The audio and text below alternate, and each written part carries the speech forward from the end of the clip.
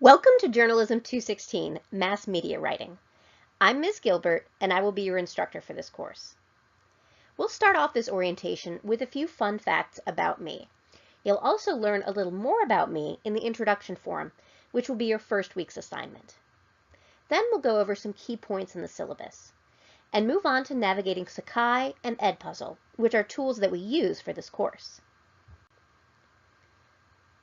As I said, my name is Ms. Gilbert, and I'm an adjunct instructor in English and Communication here at Durham Tech. I moved to Raleigh in 2006 to work at NC State, where I'm full-time as the Associate Director of Student Media, an advisor to our campus radio station, WKNC 88.1, so I work directly with student journalists. I'm originally from Michigan, where I received my bachelor's in journalism and telecommunications and film from Eastern Michigan University. While there, I worked as a news reporter for the Eastern Echo student newspaper and as news director for my student radio station, WQBR. I also have a master's in broadcast and cinematic arts from Central Michigan University. That's also where I worked at Central Michigan University Public Radio.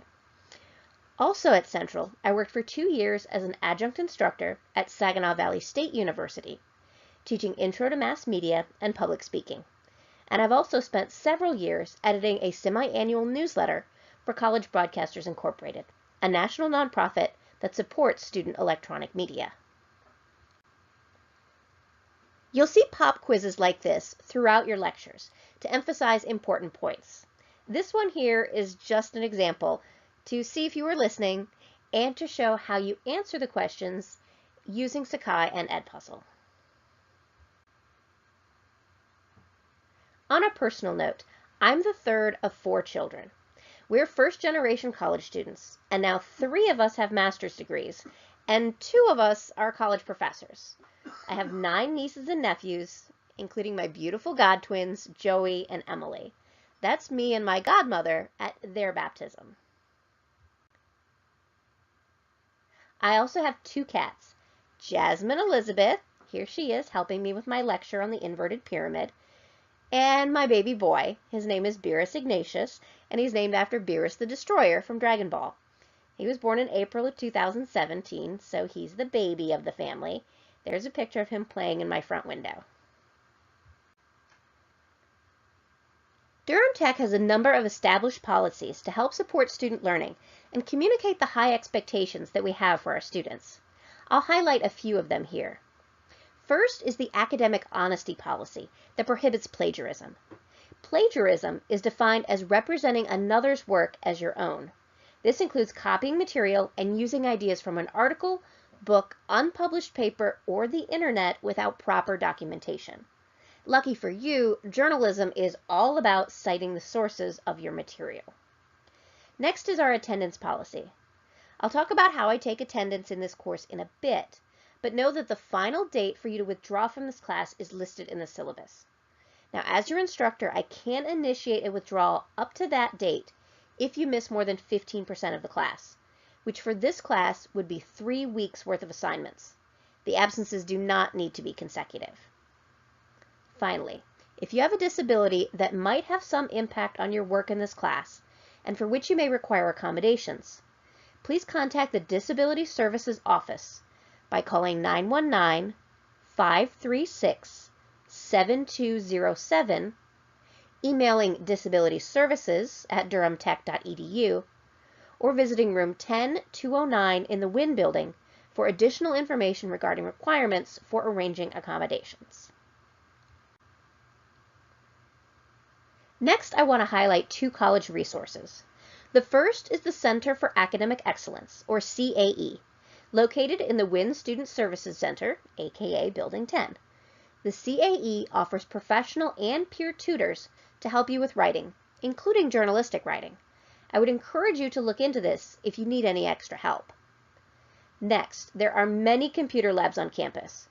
Now, in case your laptop suddenly breaks, and I know that this can happen, you will want to familiarize yourself with their hours and locations to help you complete your assignments by the due date, or deadline, as we say in journalism. There are 3 things required for this course. First, you will need our textbook, the 3rd edition of Tim Harrower's Inside Reporting, A Practical Guide to the Craft of Journalism. It's laid out a lot like a magazine, is very informative and easy to read. Another resource we'll be using is the Associated Press Style Book, which should not be confused with the APA Style Book that you might have used in other classes. AP stands for the Associated Press, and it's essentially the journalist's Bible. It will tell you everything you need to know about journalistic style. Ideally, you will have the most recent version, but the campus bookstore lists an older version as your required text. Either is fine. A printed copy of the style book is preferred to the interactive ebook, a mobile app, or an online subscription, as it's easier to just page through the book when you're new to journalism and not always sure exactly what you're looking for. I also found a PDF of the 2006 version of the style book online and have posted that on the Sakai site. Now that's obviously quite old by now, and things do change, but it's free. Now, if you think you might be interested in pursuing journalism past this course, I would highly recommend purchasing a new or not too old style book. Otherwise, the PDF will get you through this course if you don't have the funds necessary to purchase a style book. Finally, I very strongly encourage you to download the free Microsoft Office plugin Grammarly. I guarantee that this will help you catch additional errors in your papers and increase your grade. Again, it's free to download from Grammarly.com. Now we'll move on to some course policies. All course assignments must be submitted via Sakai as Microsoft Word .doc or .docx documents. All assignments should be in Arial or Times New Roman font and must be double-spaced to allow room for me to make comments and editing marks.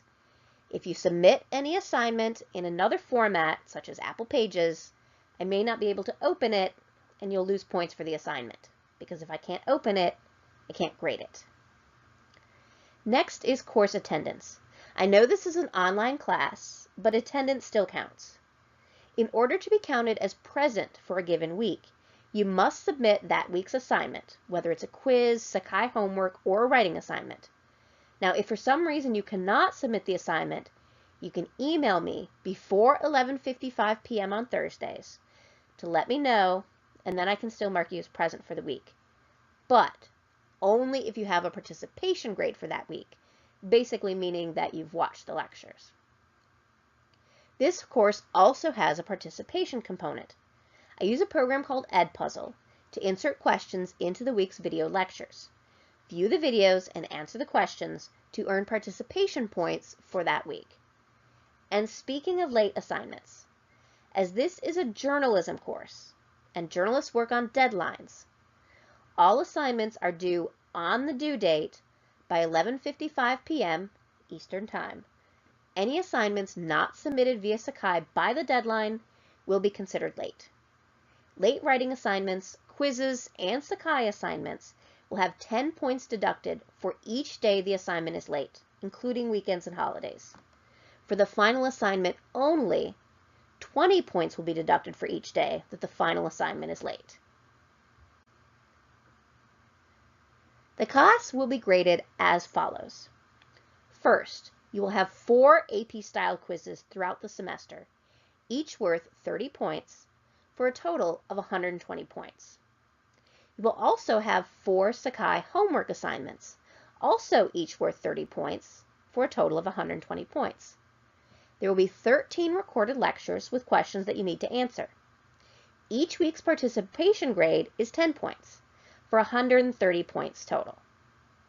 Next are 3 writing assignments, each worth 100 points. A campus news story, a radio news story, and a press release. Now, your final writing assignment is an investigative story that you'll work on throughout the semester. You will first submit your story plan for 30 points, then a rough draft worth 50 points, which will be critiqued by a fellow student.